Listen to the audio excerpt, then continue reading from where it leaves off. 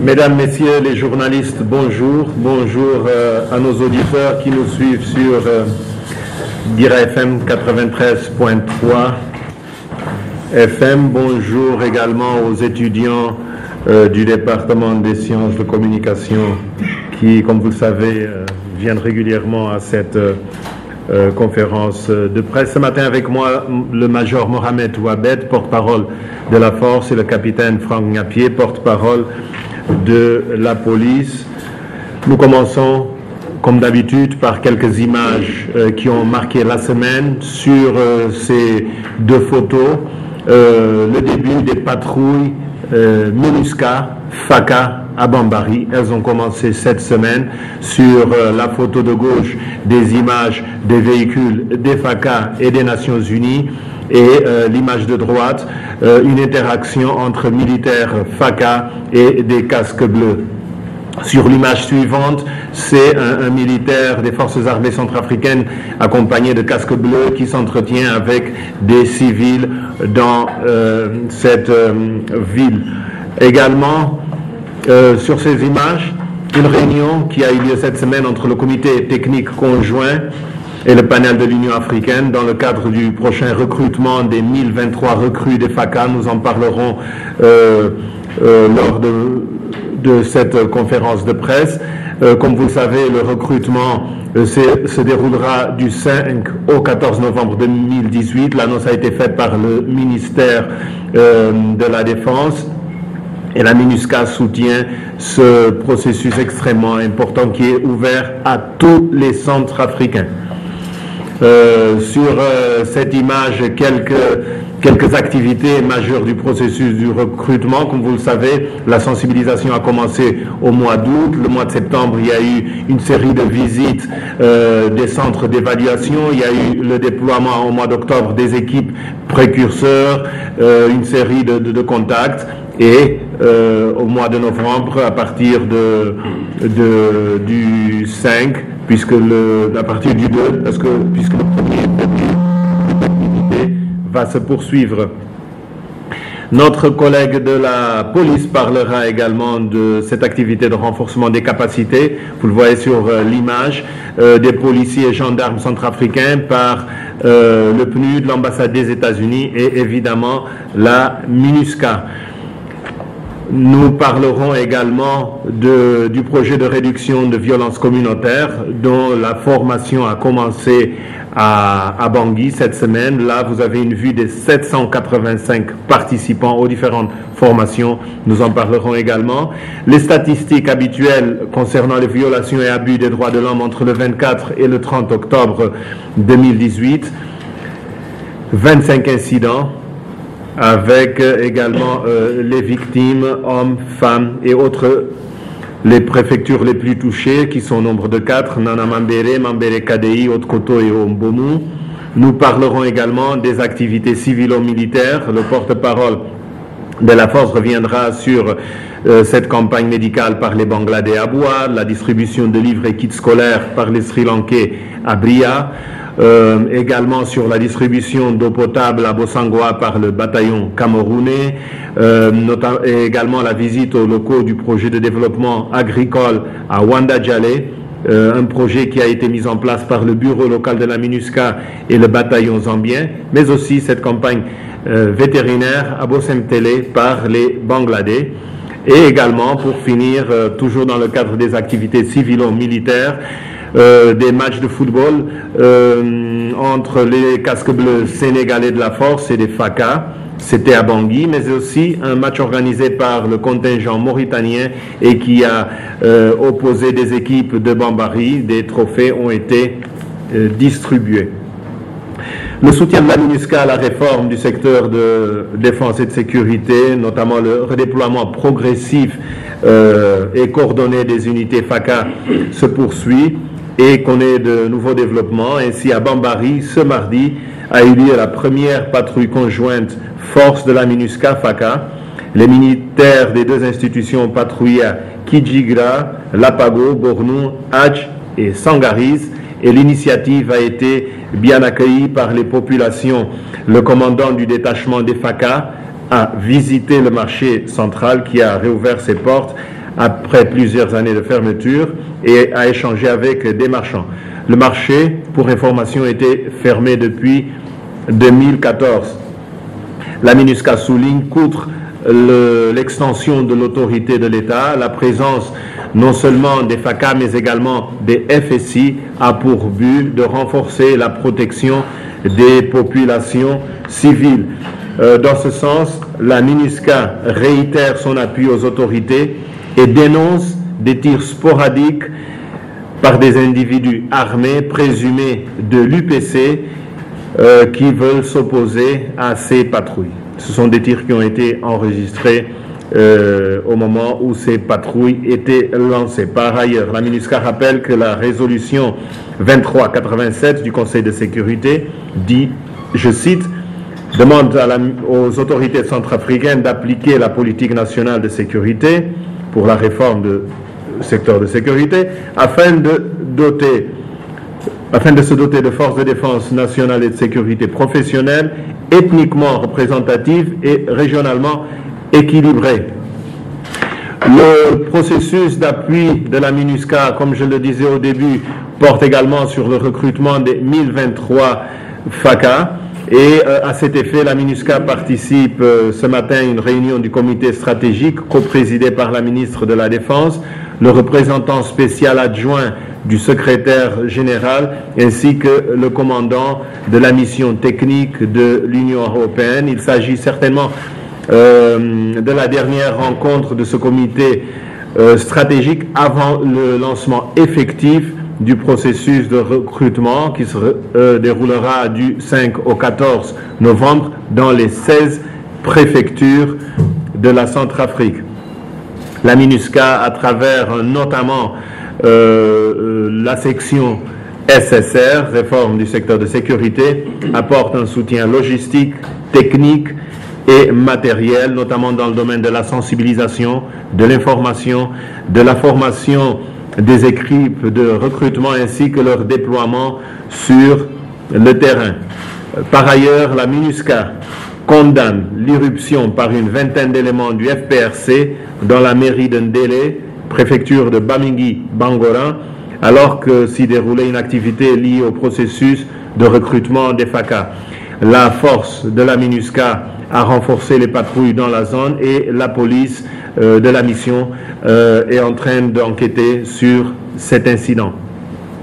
Par rapport au sévère, je le disais tantôt, les formations dans le cadre du projet de réduction de la violence communautaire ont démarré à Bangui. Ce lundi, il y a un peu plus de 780 bénéficiaires qui participent à 3 mois de formation qui ont lieu dans différents centres dans la capitale. Ce sont des formations qui portent sur des filières de métiers comme le commerce, la mécanique, l'élevage ou la menuiserie. Extrêmement important.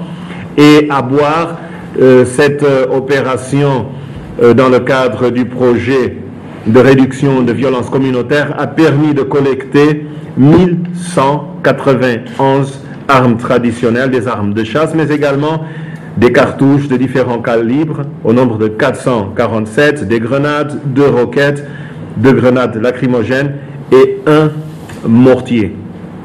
Et je finis par les droits de l'homme avec les documentations d'abus et violations des droits de l'homme. Comme je le disais, 25 incidents de violations et 29 victimes au moins. Les zones les plus touchées, Nana Mambere, Mambere KDI, Haute-Koto et Ombomu. Parmi les violations documentées, 3 sont des meurtres et les auteurs présumés cette semaine sont des éléments des groupes armés essentiellement, mais aussi quelques agents de l'État. Avant d'inviter le porte-parole de la force pour son résumé, j'aimerais juste souligner ce 31 octobre, c'est le dernier jour du mois de sensibilisation contre le cancer du sein, mais également nous sommes à 2 jours, ce sera le 2 novembre, de la journée internationale de la fin de l'impunité pour les crimes contre les journalistes. Nous espérons que cette journée permettra également aux journalistes centrafricains de réfléchir un peu sur leur travail. Sur ce, j'invite le Major à faire sa présentation. Merci. Chers journalistes, bonjour. Conscient de sa mission principale d'assurer la protection de la population civile, la force de la MINUSCA ne ménage aucun effort pour y parvenir. La situation est généralement calme à travers tout le territoire national. Bangui, la capitale, connaît une situation sécuritaire stable en dépit de quelques actes de banditisme et de criminalité. La force de la MINUSCA, en collaboration avec la police de la mission, les FACA et les forces de sécurité intérieure, poursuit ses efforts pour renforcer la protection de la population civile afin de la rassurer et pour l'épargner de toute menace. À l'ouest, généralement calme, la situation sécuritaire est stable et sous contrôle. Les casques bleus de la MINUSCA continuent à mener des patrouilles conjointes avec les FACA de jour comme de nuit, dans le but d'enrayer tout acte de banditisme et activité criminelle, notamment sur les axes de la Poko-Nofo, Ndim-Bukaranga, Bukaranga-Koui, Tawagouz. Au centre, un calme relatif prévaut en dépit de climat de tension entretenu par les groupes armés. Grâce aux efforts des casques bleus et aux éléments des FACA, ils ont su combiner des patrouilles robustes, pédestres et motorisées afin d'enrayer les actes récurrents posés par les groupes armés. À l'est, à Bria, Bangasso et Azemiou, où des patrouilles de jour et de nuit sont conduites, dont l'intention de sécuriser la population locale et d'interdire aux groupes armés de commettre des actes de violence contre les civils. En ce qui concerne les actions sociales menées par la force, à l'ouest, le 17 octobre 2018, les casques bleus bangladais ont distribué des fournitures scolaires, des effets de sport et de l'alimentation au profit de l'école de Boussantel. Le 18 octobre, ils ont aussi organisé une campagne médicale vétérinaire au cours de laquelle 24 bétails ont été traités. Le 21 octobre, les casques bleus tanzaniens ont appuyé l'inauguration de la chapelle de la communauté chrétienne au camp du Champ Vert. Le 21 octobre 2018, le préfet de Mandé Kadé a inauguré la chapelle de la communauté chrétienne située dans le camp Champ Vert. Des représentants de bataillons tanzaniens avec les responsables du bureau extérieur et de la préfecture locale ont participé à la cérémonie. Le 22 octobre, le bataillon camerounais a distribué de l'eau potable au profit de la population locale à Boussangoa. Le 24 octobre 2018, les casques bleus bangladais ont organisé une campagne médicale à Bouar. Durant cette campagne, les médecins de l'hôpital du niveau 1 ont fourni des soins médicaux et ont distribué des médicaments au profit de la population locale. À l'est, les casques bleus zambiens et le chef du bureau de Birao assistent les habitants de Wanda Djal dans la préparation du terrain pour l'agriculture, dans le cadre du projet intitulé « La paix par l'agriculture ». C'est le 3e champ qu'ils préparent pour un tel projet. L'unité d'aviation sri-lankaise à Bria a organisé le programme CIMIC à l'école de village de Gobolo le 19 octobre 2018. Elle a distribué 300 paquets cadeaux de papeterie à tous les élèves de l'école. Les responsables civils de la communauté, l'inspecteur de l'académie de secteur, les responsables des affaires civiles de la MINUSCA ont participé à l'événement. Au centre, à Bambari, le 21 octobre, le bataillon mauritanien a organisé un match de football entre 2 équipes locales. Outre les trophées, les 2 équipes ont reçu des dons symboliques de la part du contingent. À Bangui, un match amical de football a été organisé le 27 octobre entre l'équipe sénégalaise de l'armée de l'air et l'équipe des FACA au stade d'Obaganda. Merci pour votre attention. Singila Mingi. Merci, Major. La police. Merci, Vladimir. Merci, Major Mohamed. Comme il vient de le souligner à l'instant, la situation sécuritaire a été relativement calme malgré quelques incidents, notamment des tirs sporadiques qui ont été entendus dans le 5e et le 4e arrondissement de Bangui, ainsi que dans certaines villes de l'intérieur du pays, suite au vote à l'Assemblée nationale. Il y a eu également échange de tirs entre groupes armés en Ngakobo dans la Waka.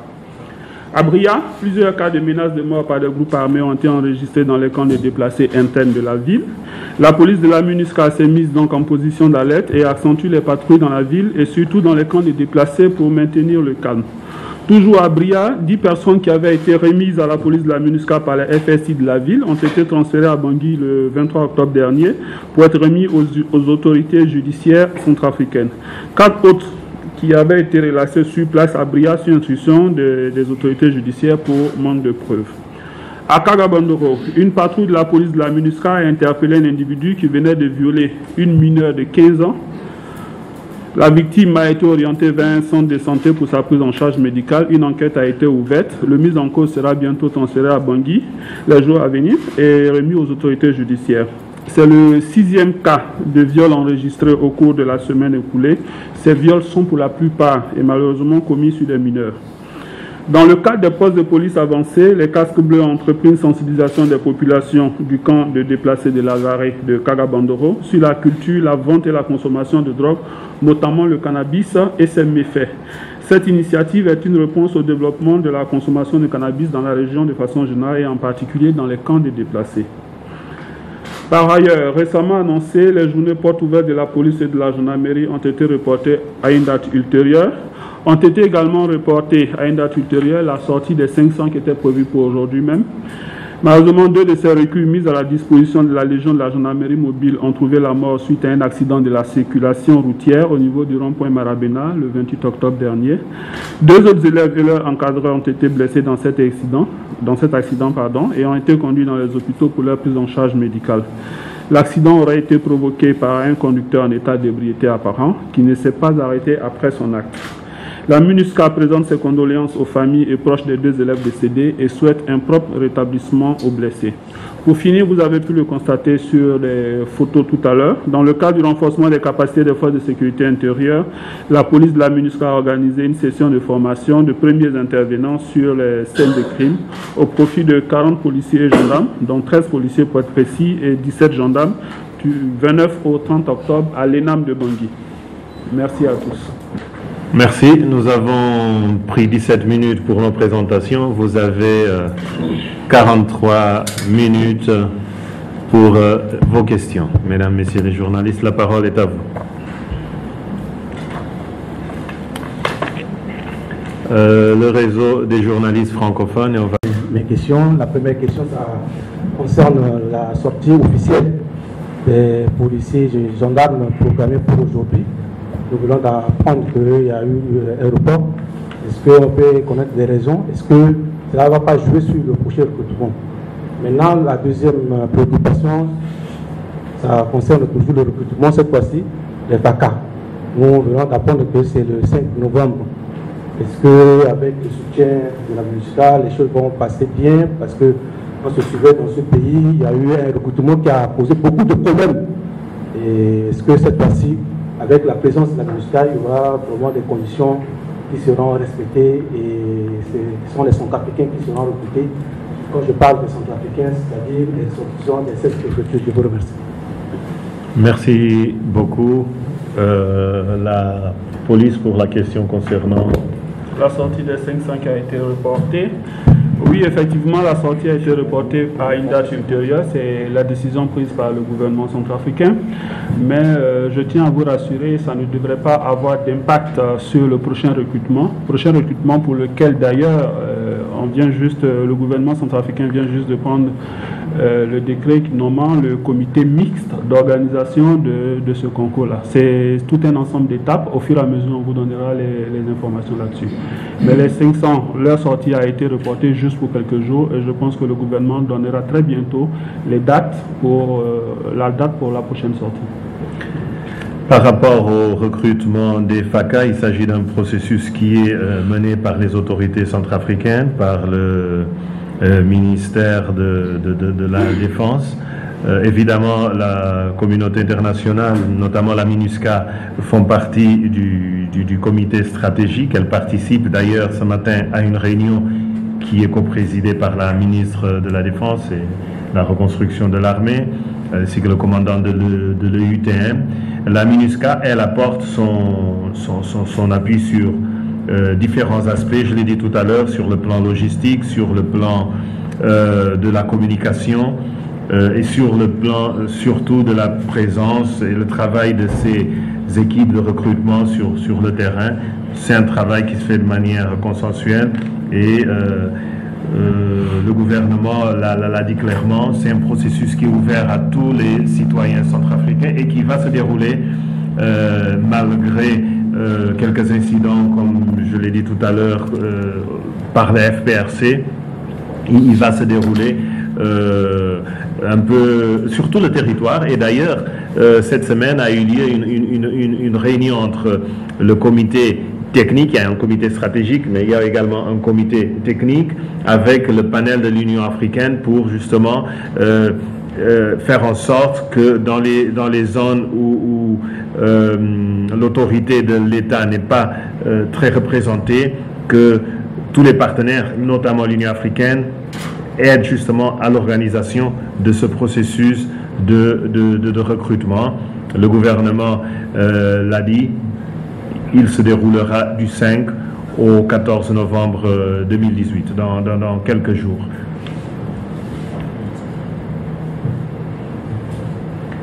Le miroir RJDH.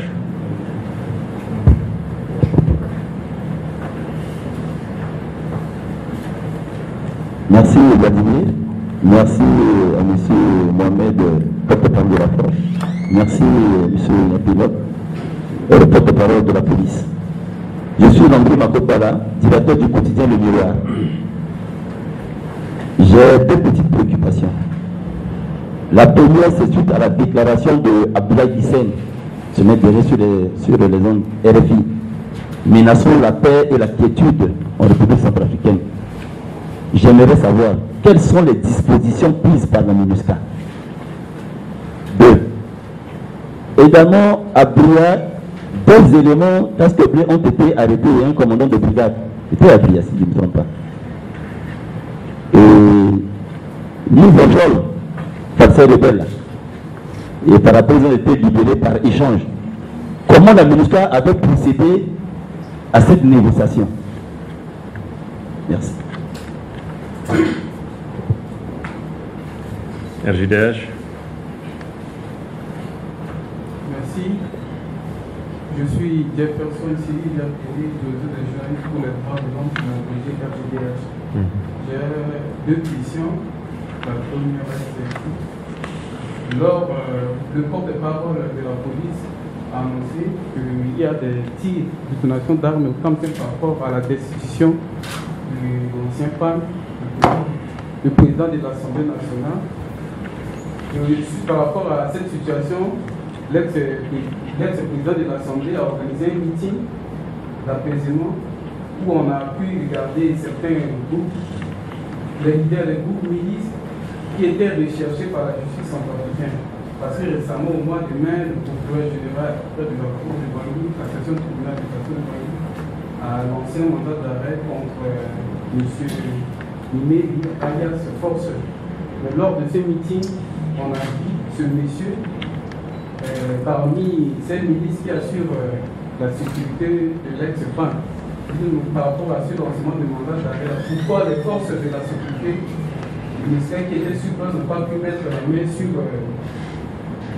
force. Et puis vous avez aussi évoqué le problème de violation sur le militaire. Vous avez parlé de 6 cas et vous parlez de Takaba, de 5 cas. Vous pouvez nous donner les 5 cas de violation étaient enregistrés.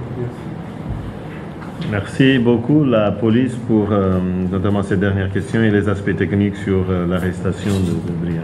Oui, effectivement, deux casques bleus de la police de la MINUSCA et le commandant de la brigade de gendarmerie de Bria avaient été pris par des membres d'un groupe armé. Évidemment, dans ce genre de situation, et c'est le protocole, il s'agit de sauver des vies. Donc, c'est vrai, vous avez pu remarquer que tout un dispositif avait été immédiatement mis en place pour pouvoir répondre à toute éventualité. Mais en même temps, et surtout, ce qui a été privilégié, ce sont des négociations. Négociations qui ont permis d'aboutir à leur libération saine et sauf. Mais je tiens à faire une précision, il n'y a pas eu d'échange. Si vous avez écouté mes propos liminaires tout à l'heure, je vous ai dit il y avait 14 personnes qui avaient été interpellées dans le cadre de cette affaire qui ont été remises à la police de la MINUSCA. Le procureur de la ville ayant été saisi, il a apprécié sur la base des dossiers qu'il y avait sur chacun d'eux. Et vous savez qu'en droit, en matière de police, la justice est intuitive personnelle. C'est-à-dire qu'on ne peut pas accuser quelqu'un sur la base de rumeurs, sur la base de on-dit, mais sur la base de faits objectivement constatés et rapportés par une enquête menée par les forces de l'ordre. Et donc, il y a 4 parmi eux qui, séance tenante, rien à voir d'ailleurs avec donc, les négociations qui ont été menées, qui ont été libérés en raison de s'il n'y avait aucun élément permettant de justifier leur arrestation. Les 10 autres, comme je l'ai dit, ont été emmenés à Bangui. Depuis attendez que je vous donne la date exacte, depuis le 23 octobre. Donc quasi immédiatement. Donc il n'était pas question d'échange, mais plutôt de négociations pour sauver des vies. Voilà. Vous avez également parlé de violation de mineurs. De viol, plutôt, pas de violation, mais de viol de mineurs. C'est un phénomène qui malheureusement est récurrent, c'est pour ça que nous avons tenu à en parler aujourd'hui. Il y a eu, je n'ai pas les précisions des zones en tête, mais je peux vous les donner. Il y a eu 3 cas à Kagabandoro, dont 2 sont des cas de viol collectif. Il y a eu également ici à Bangui même, des cas de viol et dans d'autres villes des régions. L'idée pour nous, c'est d'attirer l'attention des uns et des autres pour qu'on puisse lutter contre ces phénomènes-là. Vous remarquerez que la plupart des personnes qui sont violées sont des mineurs. Là-dedans, il y avait une fille de 10 ans. Là-dedans, il y avait une fille de 10 ans et donc des dispositions sont en train d'être prises par la police de la MINUSCA, mais également par les forces de sécurité intérieure. Et j'invite donc toute la population et vous également les journalistes à s'impliquer pour que ces personnes, ces enfants qui sont des personnes vulnérables ne soient plus victimes de ce genre de faits qui sont des crimes. Voilà. C'est un peu pour ça que je suis revenu là-dessus. Merci, capitaine. Concernant la déclaration d'Abdoulaye Hissène, évidemment, nous dénonçons toute tentative de manipulation et toute menace contre l'instabilité, n'est-ce pas, qui a été contre la stabilité qui a été chèrement acquise dans le pays, et c'est pour cette raison que le porte-parole de la force a fait mention de différentes patrouilles qui sont menées pour rassurer, pour protéger les populations, et nous invitons ce responsable et tous les groupes armés qui prennent part aux discussions dans le cadre de l'initiative africaine à rester dans cette logique de paix et à respecter leurs engagements, les engagements publics qui ont été pris.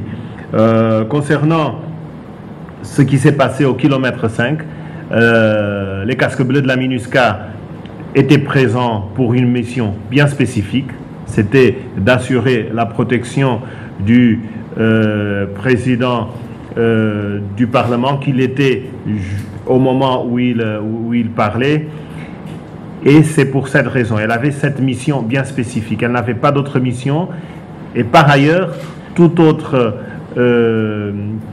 opération dans ce contexte, vous avez pu voir les images, aurait eu des conséquences dramatiques.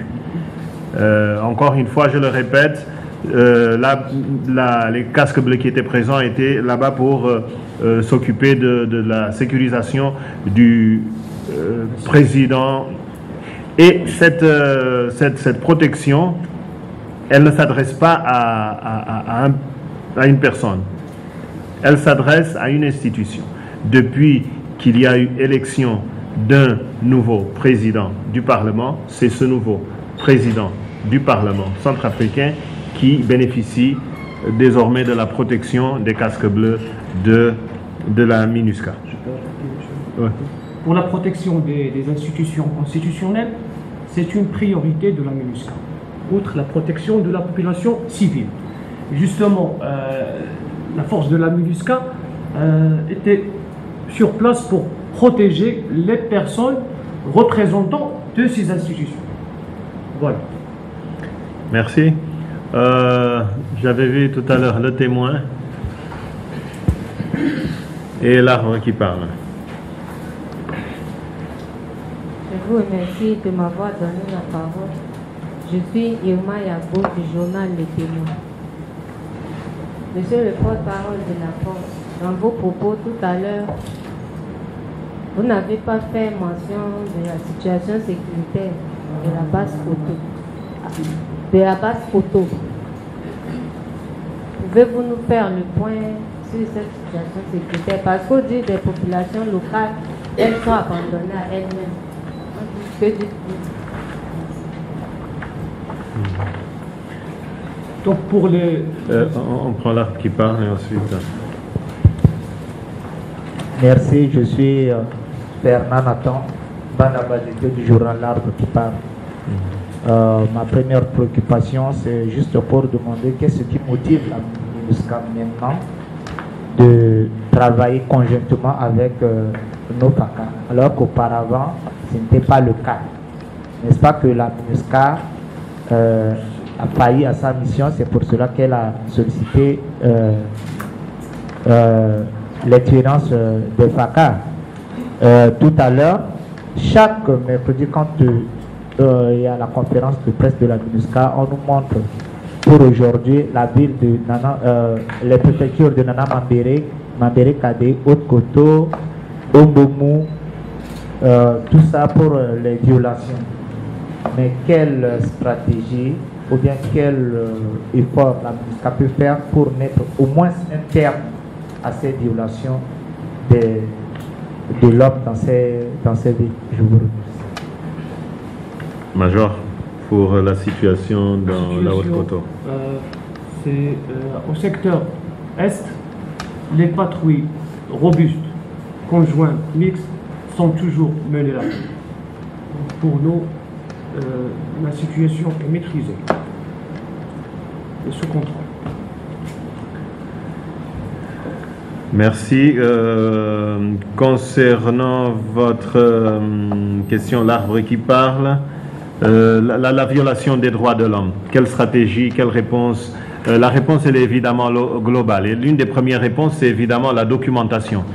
Tout ce qui est répertorié et documenté en vue de la prochaine étape. Et la prochaine étape, c'est évidemment la justice. Et vous le savez, au cours de ce mois, la Cour pénale spéciale a lancé officiellement ses travaux. Le collègue de la police indiquait récemment des arrestations dans le cadre de ces violations, parce que parmi ces violations, il y a non seulement les menaces physiques, il y a les viols des personnes, il y a l'appropriation des biens d'autrui, et différents acteurs interviennent dans ce secteur. Mais nous ne restons pas les bras croisés. Il y a eu des arrestations dans le passé, des individus qui ont été arrêtés et remis pour les cas les plus compliqués aux autorités ici à Bangui, mais il y a un suivi. Il y a quelques semaines, notre collègue des droits de l'homme, le directeur de la division des droits de l'homme a présenté un rapport sur les violations dans le centre du pays, et le fait de dénoncer publiquement ces violations, c'est une manière également de dire à ces groupes armés qu'on vous suit et qu'il n'y aura pas d'échappatoire lorsqu'il s'agira de répondre devant la justice. Sur le travail MINUSCA, FACA, il ne s'agit pas de refus de la MINUSCA de travailler avec les FACA. Comme vous le savez, c'est la résolution, les différentes résolutions du Conseil de sécurité et la toute dernière concernant le mandat de la MINUSCA, la 2387, qui demande à la MINUSCA de travailler avec les autorités en vue d'un redéploiement progressif et coordonné des unités. Il y a eu des déploiements dans l'OUAM, lorsqu'il s'agissait de combattre la menace des groupes armés. Il y a eu des déploiements également vers Sibut lorsqu'il s'agissait de prévenir la menace du FPRC de descendre depuis Kagabandoro sur Bangui. Il y a désormais un travail qui doit se faire ensemble dans cette zone de bois.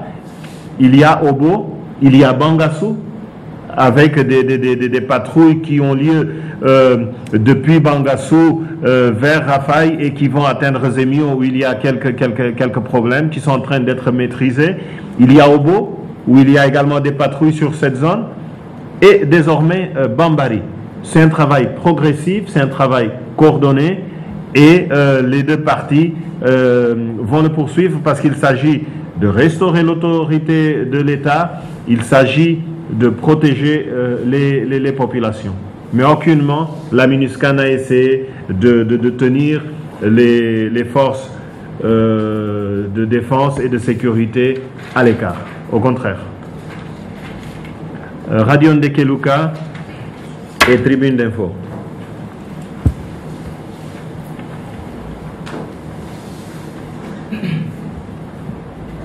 Merci. Je suis le Rodrigue de Wapenga de Radio Ndekeluka. Ma question s'intéresse au recrutement des FACA. Dernièrement, nous apprenons en police que le gouvernement semble dire ne pas avoir les moyens pour pouvoir procéder au recrutement des FACA. Aujourd'hui, la MINUSCA est en train de relayer encore l'information que le recrutement va se dérouler du 5 au 14 novembre. Qu'est-ce qui vous garantit que effectivement ce recrutement aura lieu dans cette année? Deux, si c'est vrai que le gouvernement ne dispose pas de moyens, est-ce que la MINUSCA, on peut s'attendre à ce que la MINUSCA puisse augmenter son soutien, c'est-à-dire en dehors de logistique ou de la communication, que la MINUSCA puisse apporter d'autres soutiens pour pouvoir favoriser ce recrutement? Je vous remercie. Merci, Tribune d'Info. Monsieur Gino Serafego, toujours de Tribune d'Info. Toujours à propos du recrutement, vous avez programmé des tests physiques avant les tests biométriques qui concernent les visites médicales. Alors l'expérience a montré que de cette manière, il y a des candidats qui sont admis et qui par après sont découverts comme étant malades, atteints de maladies chroniques, qui les disqualifient de la formation.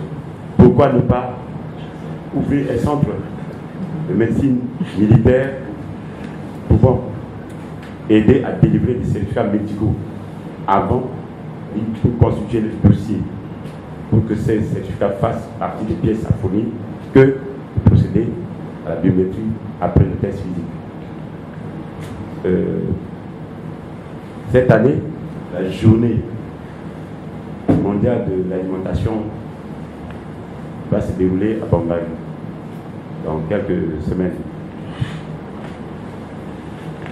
Alors, cette ville n'est pas totalement pacifiée. Il y a les deux camps. Il y a d'abord le quartier peuplé de musulmans qui est comme une enclave, exactement comme c'est le cas ici à Bangui, par parlant du PKC. Est-ce que ce jour-là, les gens pourront valablement célébrer cette journée sans être inquiétés? Je vous remercie.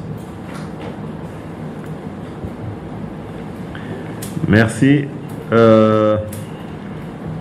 Radio Ndekeluka l'a bien dit, nous ne faisons que relayer les informations des autorités centrafricaines, parce qu'avant tout, le recrutement des FACA est un processus national.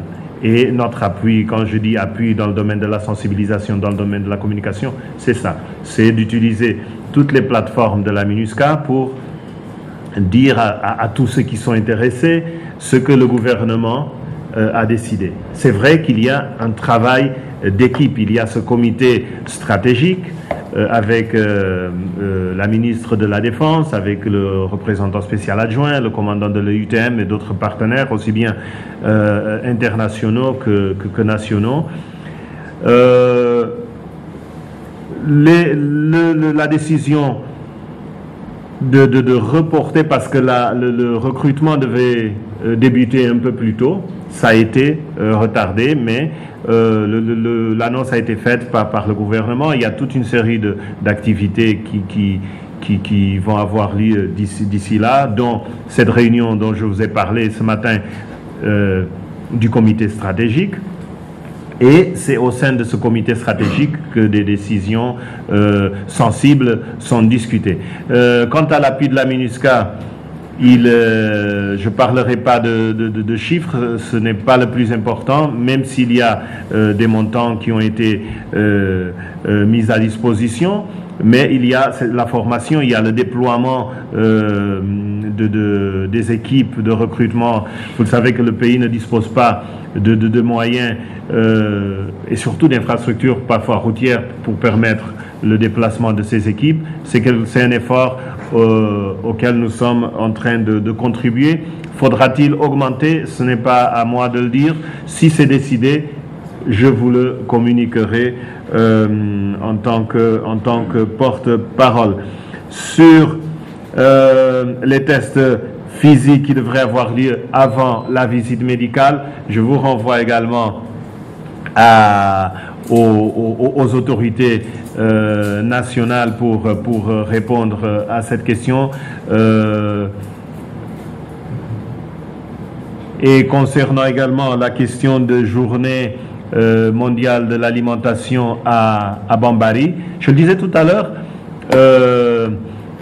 parmi les signes d'un retour à la normale à Bambari, mais au-delà de ce retour à la normale, de la cohésion et du vivre ensemble, c'est la réouverture du marché qui était fermé depuis 4 ans. Ça veut dire que les choses évoluent. Évidemment, il y a des individus qui continuent, et j'en parlais tout à l'heure, à avoir recours aux armes à feu pour essayer de faire pression sur les populations, mais nous sommes présents. Mon collègue sur place, le chef de bureau, vient de m'informer par exemple par rapport à ces tirs que les casques bleus sont en train de prendre des mesures. Il y a également ces patrouilles conjointes extrêmement importantes qui ont débuté cette semaine à Bambari. Tout est fait pour renforcer la cohésion sociale et la sécurité. Et parmi les mesures qui doivent être prises pour renforcer la cohésion sociale, c'est par exemple le bannissement de termes comme enclave musulmane. Il ne faudrait pas parler d'enclave musulmane. Il y a des quartiers certainement majoritairement peuplés par des personnes d'une confession religieuse donnée, mais on ne doit pas parler d'enclave parce que c'est par là que commencent justement ces divisions. L'activité va avoir lieu et la MINUSCA qui est présente apportera, comme elle le fait en ce moment avec ses patrouilles, tout son soutien aux institutions centrafricaines.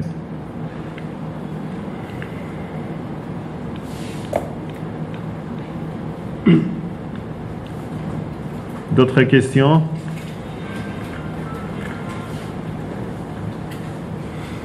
Guira FM. Sur la question posée par notre confrère de Réveil centrafricain, je pense qu'il est revenu sur un aspect très important. Il demandait l'appui de la MINUSCA concernant, je veux dire, la protection des civils au niveau du PK3. C'est bien cela? PK5.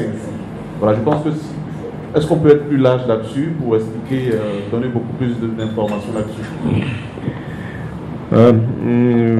Avant d'éviter la police et la force à donner davantage d'éléments techniques, comme vous le savez, après l'opération d'avril 2018, il y avait eu une suspension des patrouilles à l'intérieur, malgré une présence tout autour du quartier. il y a eu quelques développements dans ce sens, notamment des patrouilles maintenant qui ont lieu dans PK5, ainsi que, et il était prévu, la construction de postes d'observation sur certains endroits stratégiques pour avoir une meilleure idée et mieux pouvoir répondre en termes de sécurité. Donc il y a eu un pas positif dans ce sens, et régulièrement les activités reprennent dans ce quartier, même si l'activité dans le marché n'est pas celle qu'on avait avant cette période. Mais parallèlement à cette réponse militaire, force et police, il y a le travail qui est fait régulièrement avec le bureau de Bangui, le bureau de la MINUSCA qui s'occupe de Bangui, qui s'entretient régulièrement, et pas plus tard que cette semaine, avec le maire et les autorités locales pour voir comment mieux travailler en matière de sécurité. La force pourra donner quelques éléments sur ce que fait l'état-major intégré de Bangui dans ce quartier. L'état-major intégré, c'est la structure de la MINUSCA qui comprend la force et la police, afin de mieux répondre à la problématique de la sécurité dans Bangui. Pour l'état-major, il va collaborer avec les forces de la sécurité afin de mettre en place des postes qui sont proches pour maîtriser la situation. La police. Alors moi, je voudrais d'abord et avant tout faire une précision.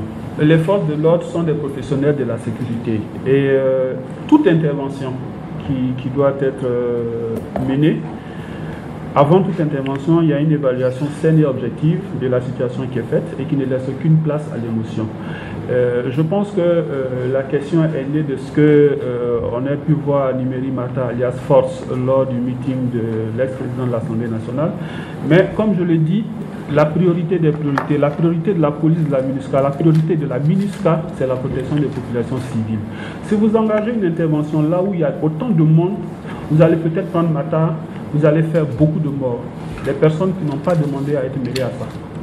Et ce sont ces effets collatéraux que nous tentons d'éviter, et c'est ce qui justifie d'ailleurs que lors de ce meeting, nous étions là pour la protection rapprochée de l'institution que représente le président de l'Assemblée nationale, mais pas pour faire une intervention ciblée. Donc ça, il faut qu'on soit clair là-dessus. Cela dit, le porte-parole central et le porte-parole de la force l'ont déjà mentionné. Il y a la situation sécuritaire au PK5 évolue plutôt positivement. Elle n'est pas ce qu'elle était par le passé, mais les patrouilles ont repris. Elles avaient été effectivement stoppées, suspendues depuis après, mais elles ont repris depuis un certain temps. Nous entrons dans ce quartier, nous essayons non seulement de faire des patrouilles, mais également d'entreprendre des actions auprès des populations pour la cohésion sociale. Parce que c'est en créant un climat de sécurité, un climat de confiance, qu'on peut mener des opérations qui aboutissent à l'interpellation des délinquants. Voilà. Et donc il y a tout un ensemble d'actions. Il a dit, le bureau de Bangui le fait. La semaine dernière, il y a une belle action qui a été faite entre le 5e arrondissement et le 3e arrondissement et le 6e arrondissement de Bangui en termes de cohésion sociale. Donc c'est tous ces éléments-là que nous mettons ensemble, en plus des patrouilles, en plus des actions fortes pour ramener la sécurité, mais une sécurité de façon durable dans le temps. Merci. Merci, capitaine. Réseau des journalistes et RJDH. Merci beaucoup, monsieur le porte-parole. Je vais revenir un peu sur l'incident qui s'est produit à l'Assemblée nationale. Je pense que cet incident a fait l'objet des informations sur le terrain partout à Bangui, puisqu'il y a aussi la présence des éléments de casque bleu au niveau de l'Assemblée nationale. Ma question est celle-ci: est-ce qu'avec ce qui s'est passé, il y aura désormais aussi l'implication des éléments de la MINUSCA pour que ces genres les choses ne puissent pas reproduire à l'Assemblée nationale qui est la maison du peuple. La deuxième question, je reviens sur le recrutement. Je vois 2023, dans ce pays, on a voté la loi de parité 50-50. Est-ce qu'on va respecter cette loi? Parce que maintenant, dans Bangui, on voit de plus en plus les femmes s'intéressent beaucoup au travail des éléments de force de sécurité. Merci. Merci, RJDH. Merci. Je vais juste rebondir sur la réponse donnée par le porte-parole de la police par rapport à l'arrestation de force qui a dit que ça risque de causer des dégâts pour la terre. Mais comme vous savez, c'est comme la peur, quoi. Le fait que ça risque de dégénérer et que les pauvres citoyens peuvent mourir, tout ça. Mais il n'y a pas une autre stratégie là de le capturer juste de force et que ça vende. Parce que vous avez dit si vous devez force, peut-être ces éléments peuvent, par des présents, peuvent tuer beaucoup de populations civiles. Donc, pour éviter ça, selon moi, c'est encore mieux de le fondre et ça vendre. Donc, si vous pouvez trouver une stratégie pour le récupérer et ça vendre, je ne sais pas s'il y a pas une stratégie. S'il y a une stratégie, ce n'est pas à nous, les porte-paroles, de le dire. Le porte-parole de la police a expliqué le contexte et vous avez tous vu les images. Et en plus de cela, comme je l'ai dit, le dispositif qui était en place, qui avait été dépêché, tenait en compte la mission initiale et unique, c'est-à-dire la protection d'une institution centrafricaine. Concernant l'incident à l'Assemblée nationale, vous le savez, à un moment, la résolution du Conseil de sécurité disait que la protection de certaines institutions, que la MINUSCA allait se retirer progressivement de certaines institutions et laisser cette tâche aux forces de sécurité intérieure qui font ce travail, et cela a commencé pas par rapport à la présidence, à la primature et au Parlement, mais concernant d'autres institutions. Et nous poursuivons cet appui en collaboration avec les FSI. Concernant cet aspect technique sur la loi de la parité et le recrutement 2023 FACA, là aussi, à l'image de la question sur les visites médicales de Tribune d'Info, je vous renvoie aux autorités nationales qui pourront vous répondre.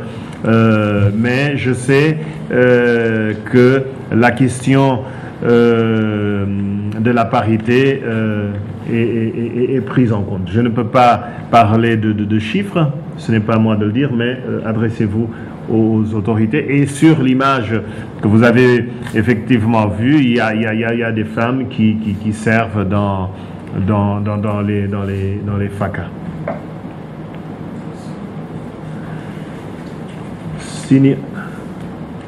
Oui, un étudiant des SIC.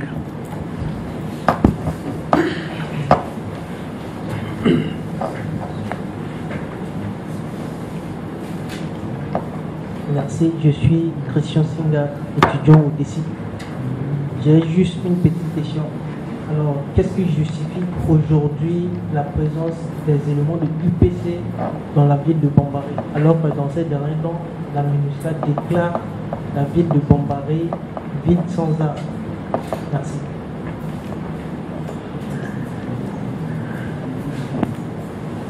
Décembre 2016, lorsque nous avons entrepris l'opération pour empêcher des affrontements entre l'UPC et la FPRC, vous vous souvenez,